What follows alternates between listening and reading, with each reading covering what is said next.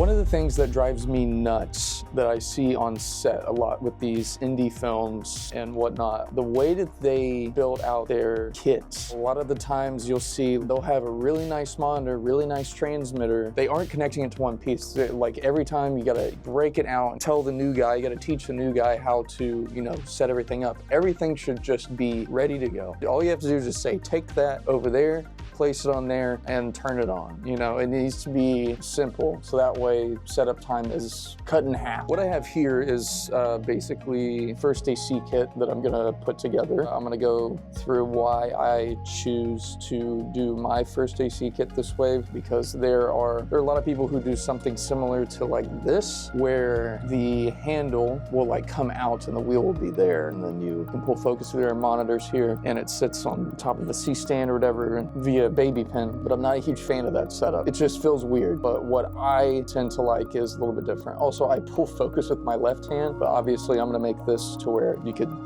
swap sides if you want to, super easily. I always try to find a way to make things quicker for setup. Setup doesn't take as long. What you should do, I mean, if you already got a decent transmitter and a decent monitor, it doesn't even have to be the best. You need to be buying things for it that will work with it. All of these little pieces, I mean, you can literally, what I do, I plan everything out beforehand. I buy all the pieces, I'm like, oh, okay, this would work. And I kind of build it in my mind, and then I go buy all the pieces. And then if there's some pieces that don't work, I just ship it back to Amazon. Ship that back, grab something different, figure out a different solution. This is just gonna be me building my first AC kit. This kind of applies to everything. This also applies to camera and even lighting and whatever. You need to find a way to have everything in a way pre-built or like just ready to go at like all times, so that way you're not eating up so much time if you're on like a tight schedule. If you're in the film world, it's always tight schedule. But yeah, I'm gonna start building this. This is gonna be something a little different than what I had before. I don't know if you saw my first AC kit before, but it used a V-mount on it. But what I found out is that actually on this monitor that I have here,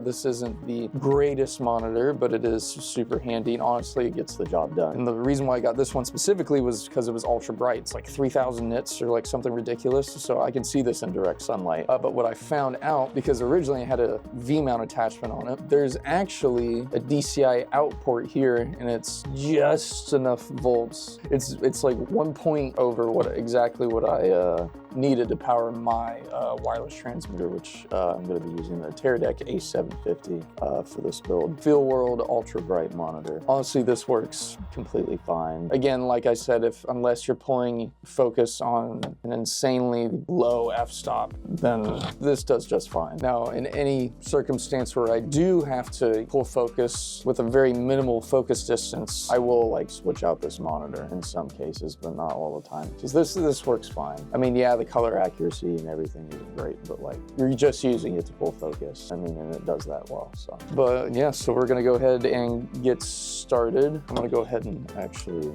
dismantle this. And honestly, I bought this handle and stuff with this wheel, and it goes with it. It's got like an attachment, so they kind of work together. But like, I don't see any case where you're having to pull, something else on that, or having a second motor. I mean, it's very rare occurrence, but it's there. It's an option. But for this build that I'm building, I'm going to just be using the wheel, because that's typically most cases it's just this. And the reason why I'm using the Nucleus Nano 2 and not the Nucleus M or N or whatever it's called, I've used both, and I mean, no matter what people say, that work on bigger sets, they're saying like, this, oh, you have to have the other one. I mean, it works just as well. You're just talking shit to be talking shit, basically.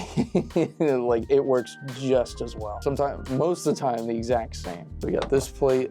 So this is the original system that I had, where I had the V-mount on the back of that, because I just had this extra plate laying around, and I was like, oh, let me just make something out of it. But it was just slightly too heavy. Now that I figured out that the monitor has a DCI out port, all I have to do are these little batteries, and we're good to go. I don't need the big heavy-duty V-mount. Now, I probably will have to swap batteries, you know, I would be better off if it was just, you know, a little bit lighter. And right now I'm already thinking this piece right here, if I just use that on there, I can actually attach this to the back of my director's monitor that I have. It's like a 14-inch one, but it doesn't have a built-in V mount. I could literally just snap this, whatever, screw it on the back. Next to that, just attach Teradek. It's good to go. Just gotta think of all this should be done, because like this, I mean, it's like 20 bucks. This is like 15, 20 bucks as well. You should have no excuse to get about this plate. I'm pretty sure this one is from Nice Rig, if I'm not mistaken. I kind of want this to have swivel. I actually might not use that. Probably put this in a longer one. Probably this up front here. All right, so there's that. I don't know what I could use that back plate for. In order for me to be able to use or like connect to something on the bottom here without hitting this port here, I got like a little screw that came with my other monitor that basically just extends it out just a little bit. Now I can do that and attach it on there. Now this is pretty tall. I might actually be able to just attach the Teradek directly to that, but we'll see. And the only issue I have with using like this is that it makes it just a little too tall. And that cable ain't going nowhere. All right, so that's there. Put that back.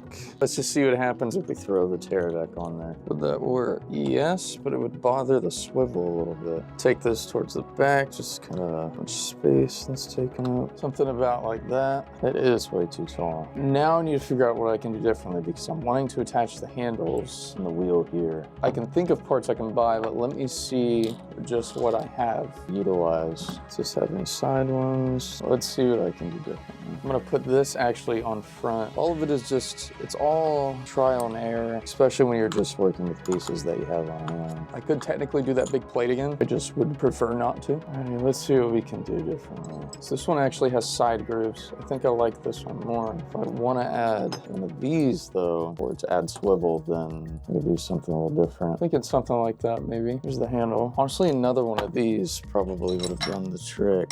Exactly what I'm wanting to do. Dang, if that just had a side piece. I mean, I could go back to using this. Yeah, literally another one of these. I'm actually gonna order that right now. Hold on, I think I just got a gig. Or honestly, what I would do is I would do one of these again, do the exact same thing that's going on here. And then on the back. All right, so I got all the pieces together. I ended up going with much longer piece for the bottom of this. Okay, so two things I figured out. One, I needed a much wider piece, and the piece I was originally looking at, this one, I was gonna get another one of those, but it wouldn't have been as broad. Because I did this, you can actually put this on the front of this if you want to. So that way it just stays there, and if you want to, you know, look at whatever you're doing, if you want to see your marks that you make, on here it's done digitally. You have the other ones. So you're able to do that, as well as you're able to kind of use this, I want to say like a game controller, where it's on the side there, and you can do it from there. But whatever floats your boat. So I added that option, so that's nice. So I actually realized, so there's two different ways I could have done this, because I have a separate wireless transmitter. This monitor I'm using, it's a little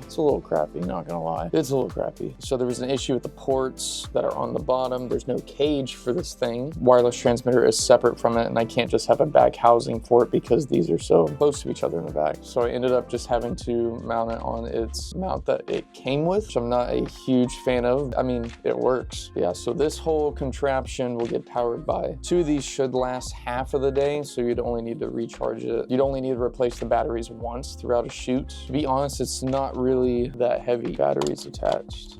Like so. I like it slightly more. Previous build that I have of this, ever seen that before, but the whole point of this video is basically you're buying equipment. This can't all be separated. Like I can't hand someone this, you know, wireless transmitter with a clamp or something, hand them some wires, and then hand them this monitor and this wheel or whatever, like separate. Like everything needs to be at the ready. This saves so much time, and it's very user-friendly. Just set this on a stand if I want to. It's got the baby pin mount there. Okay, so now I'm gonna give an example doing the same thing, but with my quote-unquote director's monitor. This is actually just a portable color grading monitor. It's got Rec 709 in it. I really like this monitor because it doesn't draw that much power, but at the same time, it's also only 600 nits. So it's not super bright, but it does have a shade and stuff you can use on it, and it can fold as well if you want to use it. If you want to use it like that, since I'm not using this as like a second monitor for a laptop, I want this basically be this, but be powered by V-mount. Just make it easy so I can just, you know, slot it in somewhere. So we're gonna do that now. If you have a really, if you spend, you know, the 2 or 3 grand spending on a monitor that has the wireless transmitter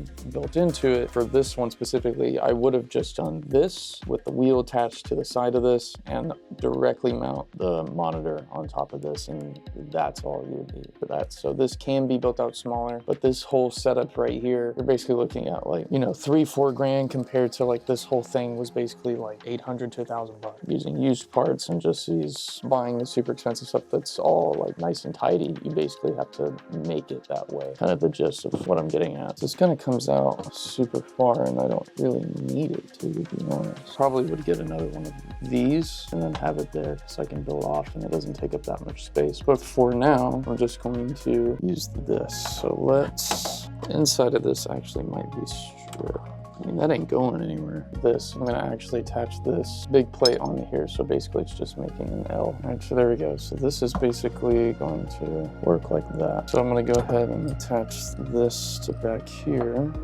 Bam, so that's on the back of that now. And my guess is that this should actually go. We'll just take this, because this will need to be mounted somewhere. This could, oh, look at that. That'll actually go right there. There's 3 holes at the bottom, bam. And this, of course, can go off to the side if I wanted to do that. That shouldn't obstruct anything. Thought about adding a handle to this as well, like off to the side here. I think I know exactly what I'm gonna do that way. But I want it to go off.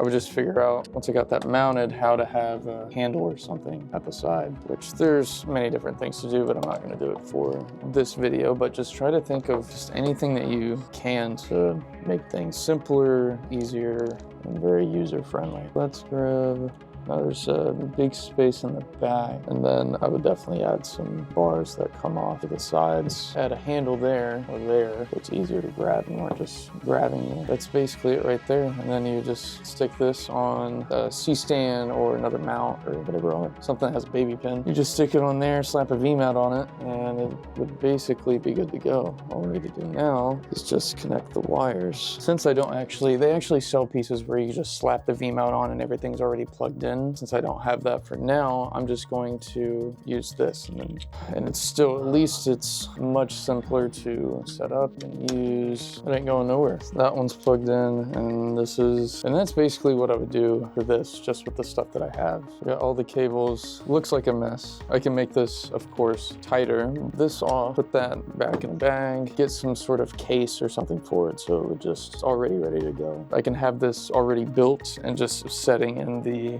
bag inside of my camera bag because it's exact height. It's all about condensing everything and making things easier and saving time. Just, and what's good too is that even if I upgrade, let's say that, and I do get the one that has the built-in wireless transmitter and whatever, and I can do away with most of this, I have extra stuff, so in case I buy anything else, I can do this to something else if I need to, just to make it easier. Trying to make things easier, not only for others, but basically yourself as well. Just all these little pieces and everything is probably like 80 to 100 bucks. You might as well just buy a bunch of different variants now, figure out what else you need later, but all of it will come in handy eventually later. So but yeah, thank you guys so much for watching. Let me know what you guys create and see how kind of compact you can get things, having a few extra cheese plates and screws and stuff around, and how to basically make it your own. If you guys want me to go over more tips like this, let me know down in the comments below. And that's about it. See you guys.